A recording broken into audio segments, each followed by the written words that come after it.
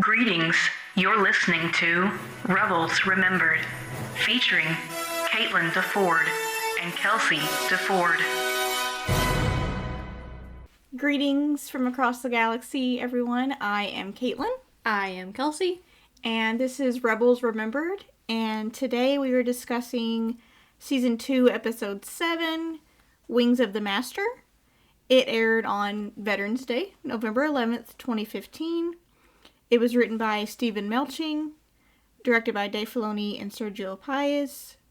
Synopsis reads, with the rebels in desperate need of a ship with heavy weaponry, Hera seeks out a master engineer who has built a powerful new starfighter prototype. So this week we got to go into Hera's shoes a little bit.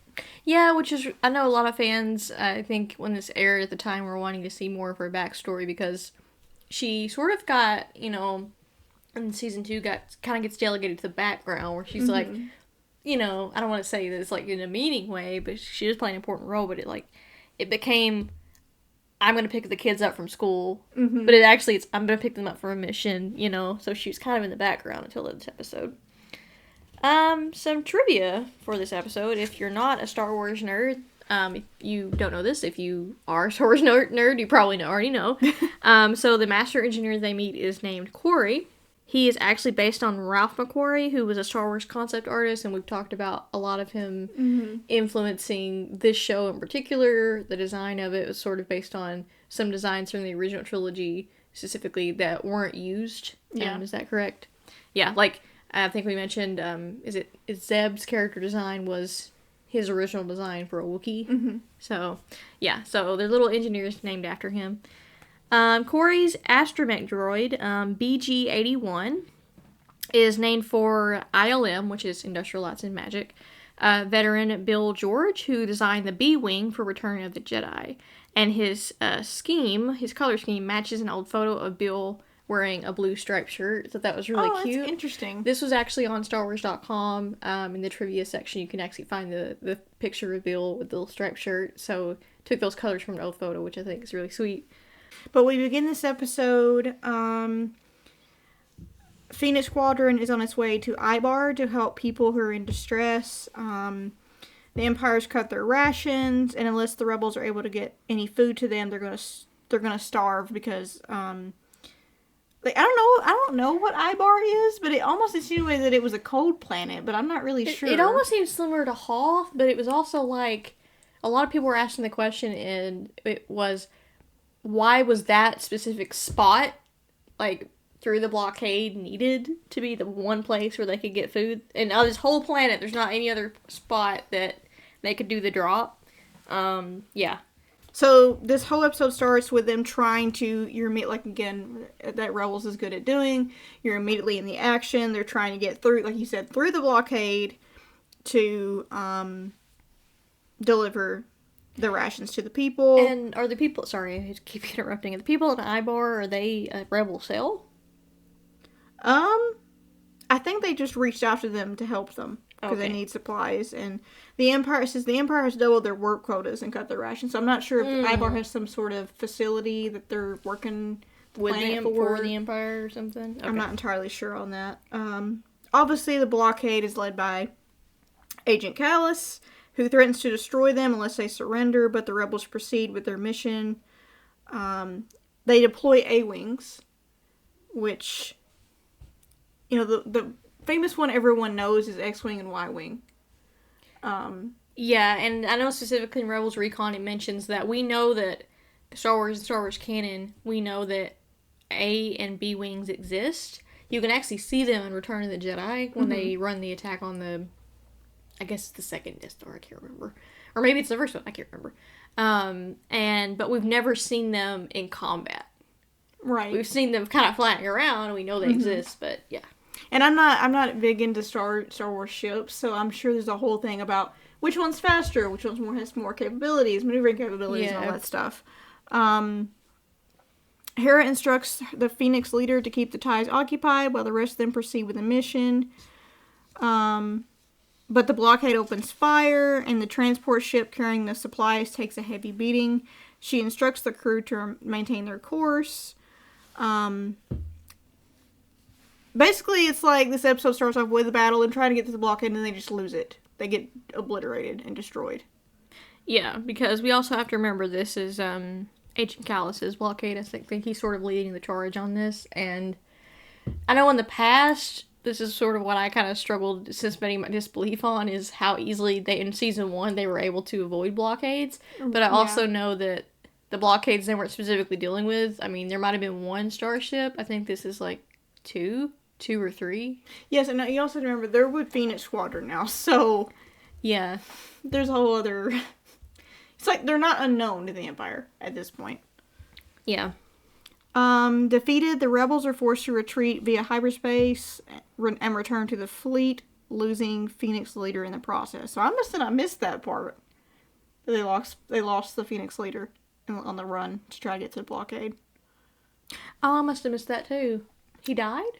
I guess so. That's what it says. I must have missed that part. Upon returning, the rebels attempt to build a new strategy to get the supplies through. Everyone agrees they need to complete the mission, but they also know they won't stand a chance against the blockade. So this is where they're trying to have to re-strategize, and what I love about this episode and Hera specifically is they're especially the rebellion, they're the type of people that when people are in trouble, they're not going to give up no matter what.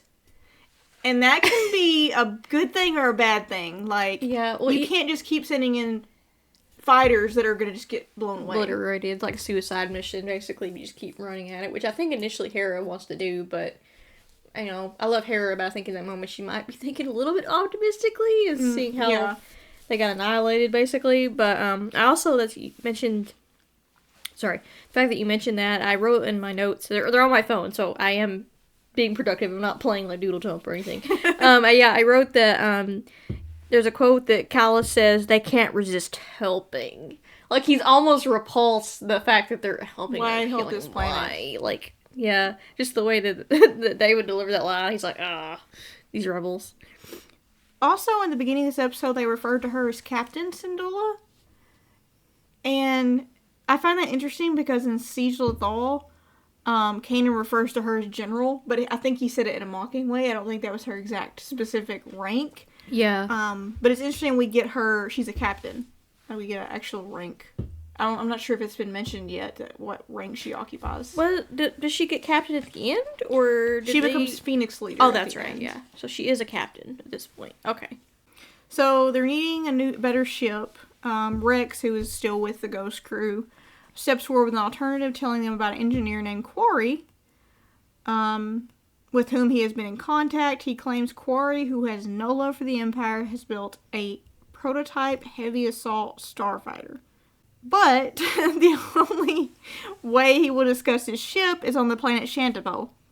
And I love when they mention the word Shantipo. Most of the pilots know exactly what planet that is. Yeah, and I'm going, what? What is this, like the asteroid with all the Phrynox? What is this place? They call it a death trap, which ships never return from.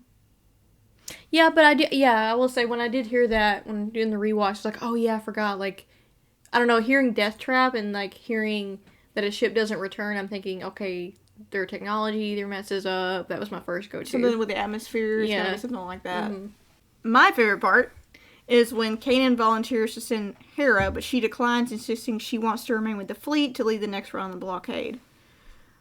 And he has that line where he says, we can't get through that blockade without a better ship, and we need the best pilot at the controls, And I have it in my notes that he's giving her a boost of confidence, but their little banter in this moment is like, she wants to stay, but you can't stay, you need to go, and like, the little banter moment I love. Yeah, I do too, and I think, Hera, what I do love about her is like, she has moments where she knows that she's a great pilot, but also she has moments where she's very modest and doesn't, like even at the end when she's like, what have you done now? Like, he promoted me, maybe I think she's a little bit modest when it comes to like ranking and stuff like that. But yeah, I like the little banter back and forth, which I do think had Kanan not said that, we would be seeing a whole different story if she was leading. Oh yeah. I mean, she's a great pilot, but apparently, Phoenix leader died. So yeah, I mean, how many more pilots are we gonna lose? Yeah, Kanan insists that the new ship can make all the difference in breaking through the blockade because it has better firepower, which is something I discussed earlier about. I'm not sure if, like, A-Wings and B-Wings and X were, like, the precursors to X-Wings and Y-Wings. And like I said, I'm not sure the difference in the two. I don't know if A-Wings... I don't want to say A-Wings just suck, but, like, I don't know if, like, there's a huge difference between that and X-Wing. You know what I'm saying? Yeah, I'd have to do more research in Wikipedia to figure out, you know, the more technological specifics of that. One thing I do, and we'll get to this in a minute, is that, you know, Rex is the contact for this, for Corey, and he's like, there's this guy who's got a ship, and I've been in contact with him, and, I want to understand if, or why he did not contact Corey, that they were on their way to talk to him. Oh. Because Corey's almost, I guess, well, Corey's one surprised they even survived getting to Shanty. Well, yeah, I think Corey's surprised he wants to, even if they had, hey, the Ghost Crew's on their way to pick up a ship, he still does, okay, prove yourself. Like, oh, okay. He still has the attitude, I think. Yeah. So we have Hera and Sabine and Zeb heading to Shantipo. And then Ezra, Kanan, and Chopper are going to pick up more supplies to try to send to the people again. And there's that part where Ezra and Chopper are fighting over, like, I'm co-pilot now. You tell him I'm co-pilot? Then, I almost said Freddy. It just sounds like something Freddy Prinze Jr. would say. Kanan's like, you're co-irritating me. Yeah. You know? So we had this moment where Hera, they fly into Shantipo, and she reveals that, like, the atmosphere here is tricky. And they're like, what do you mean by that? And she, what did she say? They can't maintain their power. I'm with Zeb. He's like, you told me that after I came with you. Yeah. So they're flying through the atmosphere in Shantipo, and of course their ship loses power. And then it's not flying, it's falling with style. True. Not only that, the lightning, there's this random lightning that strikes them. Random lightning storm, then you got these jagged rocks or ships have crashed into things, and... So, Hera, like a boss, flies that thing through all of that. Mm-hmm. And she spots, like, a little area where she can try to land the ship, or not crash the ship, but land it. Crash gracefully, I guess. Yeah. They make it to this platform, but then it's, like, almost, like, teetering, you know, and it's like, oh, I remember watching this in the rewatch going, oh, you know. Yeah, I forgot about that part, and then I thought about Tomb Raider. For a video game reference. When she's on the plane, it's like, maybe go over the cliff or whatever. And Zeb steps forward, and it makes it go because he weighs. He's not fat, he weighs more. He's a big guy. Yeah. And it starts tipping it even further. And of course, they're rescued by Corey, who, he greets them, and he compliments Hera's landing. And then he says, like, it's the perfect place to test to test these ships, because one, if you can fly it here, it can fly anywhere. Yeah, I think that's what he says. And so it's not only just testing the ship, it's testing the pilot as well. Two, the Empire can't come in here and... Good luck at getting an Empire ship through here. You know what I'm saying? That's true, yeah. Like, it'd be the last place they look. Like, yeah, we're not going in there. He brings them to the hangar and shows them his new starfighter, the Blade Wing, which I didn't know it was called the Blade Wing. So it's a prototype of a B-Wing starfighter. And it looks kind of, I don't want to say beat up, it just looks different. Yeah. I like that it's red. It's like, put a target on that. True. But yeah, it shows them the ship. And yeah, it says, despite judging its appearance, he assures them that it's one of the most advanced, and then it has a lot of speed, and it has awesome firepower. And of course, Hera's just like all gung ho, oh great, can't wait to test it out. And he's like, no. Kind of like shuts her down. Yeah, and he says he will only allow the right pilot to fly his ship. But he's like, I'll fix the Phantom to get you out of my hair. Yeah, that's all. I'm like, dude, did Rex not call you? Are we not on the same page? Like, yeah. Oh, this is interesting. I forgot about this part. While they're making repairs, I guess, on the Phantom. She asks him why can't he simply transmit the plans for this ship to Rex rather than require them to risk their lives to come to him. Corey says he refuses to hand over a ship to any pilot, and then he asks why she risked her own life to come to this planet. And then we go into this beautiful monologue delivered beautifully by Vanessa Marshall of a little bit about her childhood. Yeah. But also why she flies and what motivates her to be a pilot. Yeah, and this is something that it's mentioned in Rebels Recon on StarWars.com in that the quote is, of course, when she's talking about her desire to fly, and of course Corey knows that she's in the rebellion, he's like, oh, you had to fight? You know? And then she's like, no, I chose to leave my family to learn how to fly, number one, and then chose to use that ability to help others in need, is the quote. And so Rebels Recon, I think it was Dave Filoni and maybe it was Pablo, I can't remember, Hidalgo, that talked about the quote in the monologue she gives was a reminder to the audience that this originally was not a combat thing. It was just, she just had an innate love of flying in the air, of being in the air. It was only later that she decided to use that ability to help the rebellion. But I think they specifically mentioned, she mentioned her mother would hide them during the Clone Wars on Liberation of Ryloth. Or not Liberation of Ryloth, excuse me. The Clone Wars on Ryloth. And I guess it's the same thing. And she said she loved to peek out and watch the Republic ships fly overhead. She dreamed of nothing more than to fly alongside them. Dave Filoni also mentioned that it's kind of interesting that she would be looking up because a lot of the Clone Wars that were there trying to liberate Ryloth, all of that was very boots on the ground heavy. There wasn't a whole lot of, I mean, there were some obviously Republic ships, but there wasn't a lot of whole air combat, so it was almost like she was looking up to get away from what was happening on the ground. That's interesting, yeah. So I was like, oh, I didn't think about that. But also, trivia, sorry, I love Hera, so You're good. I'm trying not to, take over.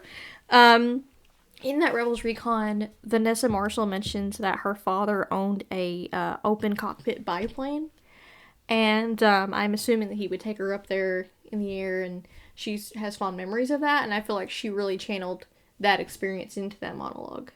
Oh, yeah, I'm definitely... Yeah. I also love how she says, when there are explosions all around me, when things are at their worst, I feel like I'm at my best. And I feel like we've been talking about in a couple episodes about war and the roles that people play, and it's a weird thing to say that, like, when things are at their worst, I'm at my best. It's like I have a job to do and a duty to do. And not many people can be that way. Yeah. There's a lot of people that do very well under pressure, and I think Hera's definitely one of those people. Yeah. There's people that just fall apart when things go wrong. It just depends on the person. And not to say that one's better than the other. It's right. Just, we know who to go to in moments of crisis, and Hera's one of those people. Yeah, definitely. And I love how after this monologue, Corey kind of has this, Yeah, she's kind of changes his mind a little bit, because when he's like, oh, like, she's sort of like me. Like, we just love flying. We love ships. It's not just about, I need your thing to help me fight. I mean, it is that, too, but I think that really, really sways him into letting her take control of the B-Wing. Yeah, touched by her words, Corey allows her to fly his ship. Also, after that little interlude with them specifically being Hera, Zeb, and Sabine and Corey on that planet, it has a moment where I think it does like a wipe or a crossfade that Star Wars is known for, and it's got Kanan and Ezra and Chopper picking up the supplies. You hear a music sting, and I don't know if we've ever heard it before in Rebels. It's not Leia's theme. I've heard that, but every time I hear that sting, it sounds very similar to Leia's theme from Return of the Jedi. Yeah. I'm not gonna sing the whole thing, but like, I don't know like what that is. I don't know if Kiner wanted to give Hera a little music scene, or it's just something new that he was experimenting with. But yeah, it is very similar to Leia's theme, and I noticed that. I think Kanan at this point, because what I love about this episode, it's very similar to season 1, but then you throw in Phoenix Squadron and it's kind of changes things. Yeah. And so, I don't know if Kaden's got orders, I'm assuming, I'm assuming he's got orders that, hey, if she doesn't get back, we're going to do the run anyway. Yeah. Well, obviously, I mean, Hera's, that's the thing about the Ghost Crew. They're not in charge. Yeah. Phoenix Squadron is, and Sato, yeah. Kanan reveals to Ezra that unless Hera gets back in time, they're going to transport the supplies themselves with the Ghost. And to me, I don't know who came up with that plan, but, I mean, it kind of is a good plan because they know the Ghost, like the ship specifically. Mm-hmm. But they're also going to, like, focus all their firepower at it. So you want the thing that's carrying your supplies also be the diversion? Like, I don't know. Ezra's like, well, we're going to be the primary target. Yeah. And, Kanan responds with, we have to help those people. And I'm like, but at what cost, Yeah. Like... I think that goes back to, Kanan's mentioning is it season 1? He says, we've all lost things. We'll take many losses before this is over. We have to move forward. And I think this is one of those moments where, but still, though, I don't know who came up with that plan, but it's like, dang.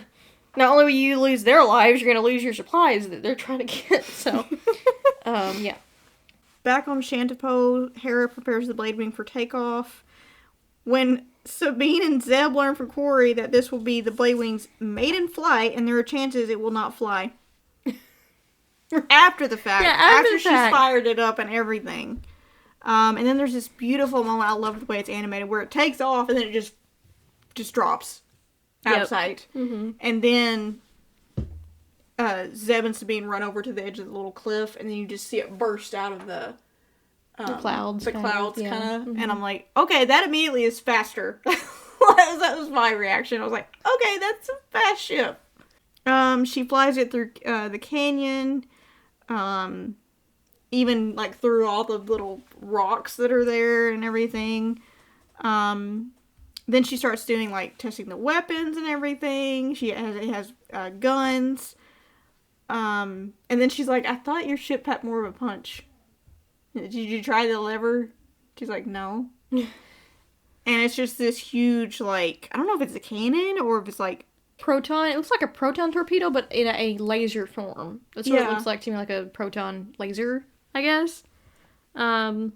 But yeah, able to destroy one of those ships that wrecked on the one of those rocks in one shot, and like, holy crap! Ooh. Like this ain't just like blasters. This is just take them out. Yeah, with one hit. Like no tie. It's not like a tie thing. Like I got it constantly, fire and I maybe hit them a couple times and they'll explode, which is annoying in the video games, by the way. Yeah. So. Also, what I loved about the scene is that you also get to see her interacting with...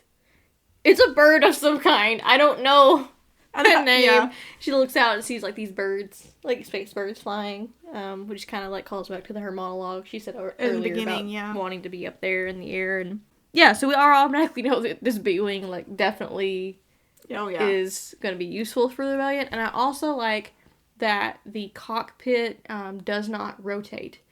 Everything around it rotates, but the pilot is always like in one stationary spot. They don't go upside down. It's like the ship rotates around. Weird. Yeah.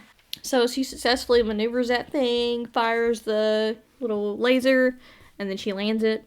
Meanwhile, after that, she tells them sends a transmission to Kanan and Ezra and Chopper, and was telling about like, we need this weapon. It's really awesome. All these things.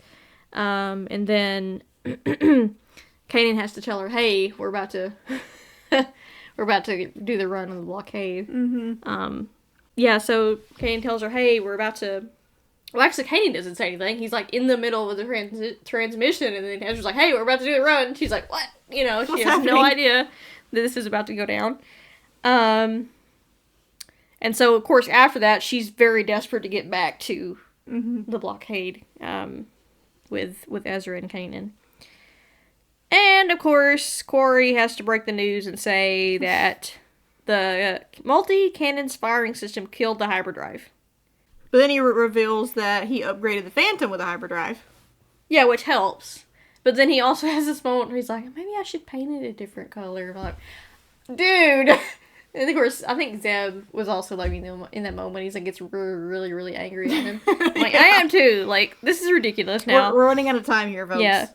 Yeah, so then he reveals that, hey, your Phantom's now equipped with hyperdrive, and yeah, kind of fixes that.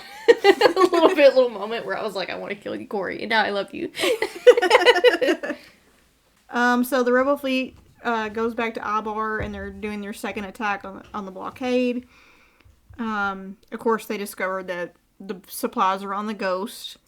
And I think Callus obviously says focus all fire on the Ghost, which we knew was going to happen. Yep. They find themselves cut off, and Kanan is about to swing around and make another pass when Hera, Zeb, Sabine, and Corey emerge from hyperspace with the blade wing attached to the Phantom, which I thought was interesting. Crazy you can carry that big of shit. Yeah, that little That's thing. odd. Magnetic locks, I guess. Powerful It magnet. detaches and joins the fight with Hera at the controls. And I love how the Imperials are like, there's a ship of unknown origin. And Callus is like, whatever. He's very dismissive, yeah.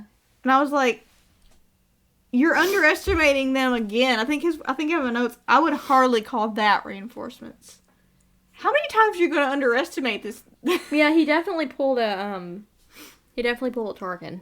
And here he was very underestimating them. Or as Tarkin said, I think you're overestimating their chances or whatever he says. They fire the Blade Wings multi-cannon and destroy I can't say the word, a class command cruiser. Now, when this happened, I was rewatching it, I literally said the word dang. Do you know how big a cruiser is? It's huge. We've seen some starships, but definitely a cruiser is bigger than, I'm assuming is bigger than a regular command ship. Or is it the same thing? I'm not sure it's I just know it's big. know it's big. That's Yeah. all I know. Like, and to see that cannon take it out, it literally exploded. In one shot. Yep. One perfectly timed shot with Sabine's help and Hera at the controls, yeah. One shot and that command cruiser is destroyed. I mean, it's not there no more. Like, And of course, Kalos is like I need to we're gonna put an image of his face after it happens because it was just great. It's like, dude, you can't keep underestimating these guys. also, before we get to the part where they are able to get through the blockade, these little animations, I'm gonna talk about them. Okay, so when Hera does the first run with the B-Wing, you see Kanan's reaction, and I just love it, because he's like, first he's like really scared, then he's just like, oh heck, like, you go girl, you gonna do it, you gonna do that thing, and I just love that. It's like 2 seconds of animation of him changing emotions, but I don't know, I just love that. Also, there's one when they get to the blockade, and Kanan's like, we have your supplies or whatever, and then Ezra has a little animation moment where he looks at Chopper. He's looking at Chopper to release this. He's like, release his supplies, and then Ezra just points at Chopper. He's like, it's like in very like 2-3 seconds. But if you watch those little animations in the background, I think just shows like gives the characters more life rather than just kind of snagged it in the background. And I guess it shows Ezra's character as well. So they were able to get the supplies to the people of Ibar. Of course, they're grateful for that. Commander Sato compliments Corey's ship, telling him that Bail Organa has found a shipworks willing to manufacture more of the B-Wings in secret. Corey accepts on condition that will be under his supervision. Of course, it's his ship, it's his baby, you know. And again, another nod to Bail Organa, which is Leia's daddy. True. Yep. Oh, excuse me, her adopted daddy. Hera thanks him for all his help, and she's like, I can't say enough about Vanessa's. I feel like she's just, I've never met her. I wish I could. As a person, her voice, especially as Hera, just exudes so much warmth and life and confidence. And like I said, if I had one person that could just chill with me the whole day, I wanted to be Hera, because she gives you like so much confidence about yourself, and she's like, she tells him like, we've saved so many people today, and that's all thanks to you. Yeah. And I'm like, but Hera, you played a part in that. Yeah. Again, I think it's her just being modest in her own, again, she doesn't doubt her abilities, but it's just her being modest. Like, I'm just another part of the crew. Like, I'm not any different, which says a lot about her. And then I can't remember the quote that Corey tells her. He basically says, "You made it sore," was the quote. And I was like, oh, it makes me emotional. I'm like, aw, Corey. Basically saying not just one pilot could have done what you did. Yep. So it kind of gives, again, gives her some confidence, but also it's like, this whole episode, we're kind of been fighting with the dude, you know, about, you know, only the best pilot can do this, and what's your backstory, and like, how many other hoops do we have to jump through with you? But I think after that, it's pretty clear that it's like, you played a big role in that, and, like, proving also to the rebellion that this is a ship worth doing more research on, manufacturing, you know, all of that kind of stuff. And then we end on a sweet note where it's revealed that Kanan recommended her to Sato, which is interesting, to me, a big step for Kanan, too. I think so, too. Not liking military procedure and all that and stuff, but I think he did it, he did it for Hera because obviously he cares about her, but also he knows what she's capable of. Probably more so than she does. And I think having her, obviously, I think, again, Sato says it very well when he says our pilots can learn a lot from you, which is very true because she is that capable of a pilot. Oh, yeah.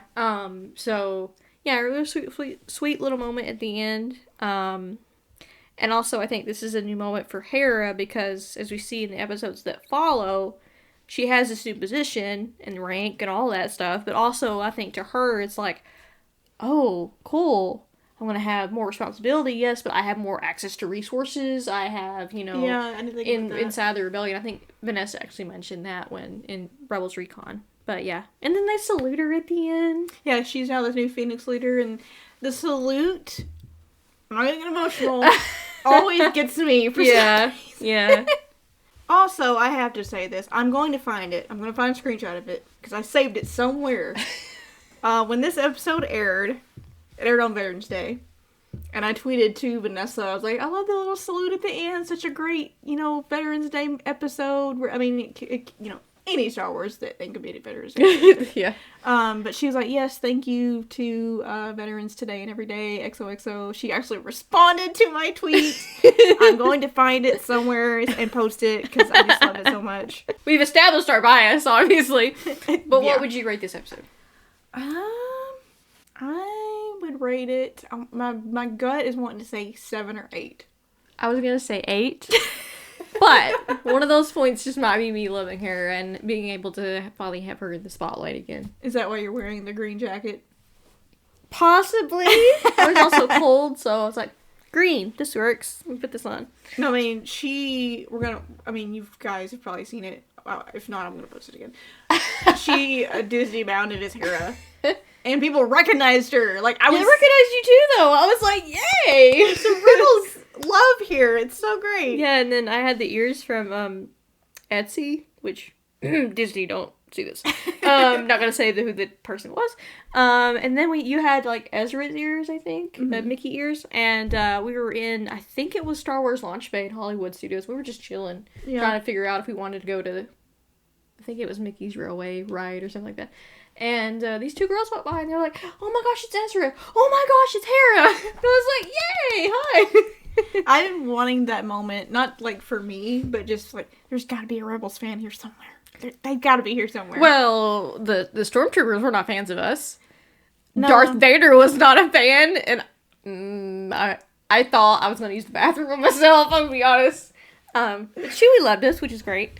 We hope you guys enjoyed this episode. You can follow us on X at @RRemembered. You can follow us on YouTube. You can follow us on Spotify as well. And you guys have an awesome day. Bye. Bye.